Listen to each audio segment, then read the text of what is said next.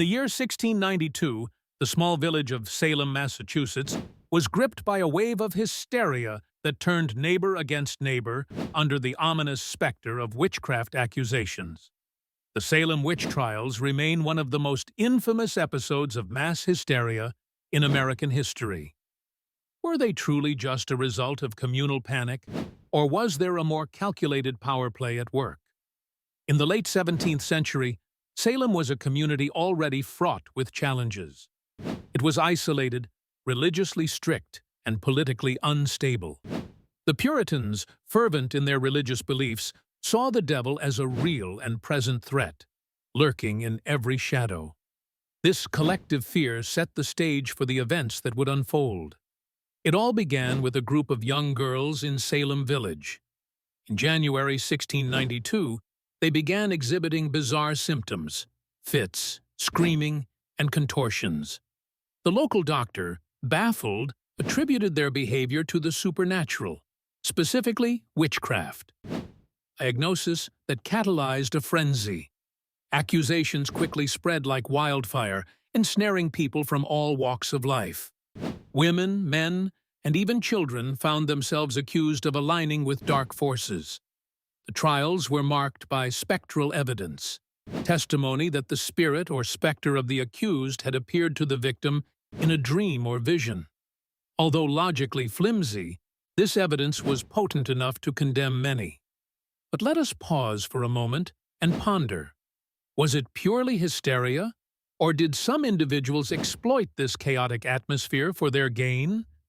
Historians argue that underlying social tensions fueled the flames. Divisions within Salem were not merely theological, but also economic and political. The village of Salem was divided between the prospering merchants of Salem town and the agrarian lifestyle of Salem Village. The witch trials presented an opportunity to settle old scores and grievances. Those who were more likely to be accused often had disputes over property or were viewed as social outcasts, suggesting that envy and local politics played significant roles. Furthermore, the trials themselves were overseen by the powerful Puritan clergy. Some scholars speculate that these men exploited the witch trials to reinforce their authority over an increasingly independent and economically diverse populace. In a society where piety equaled power, reinforcing the fear of an omnipresent devil allowed religious leaders to tighten their grip over the community. As the months passed, the frenzy finally began to subside. People started to question the validity and morality of the trials. In 1693, the governor of Massachusetts, alarmed by the growing skepticism and the widespread devastation caused by the trials, ordered a halt to further arrests and released many of the accused. The dark cloud over Salem began to lift.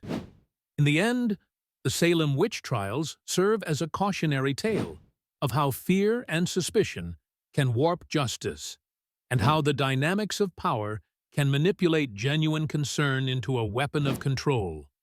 The specters of Salem remind us that in the face of fear, reason must prevail, and vigilance is needed to ensure justice is not perverted by self-interest or mass hysteria.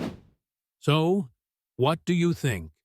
Were the Salem witch trials a simple case of mass panic, or were they, in part, orchestrated by those seeking power over the vulnerable? As history echoes its lessons, it's up to us to discern the truth amidst the tumult.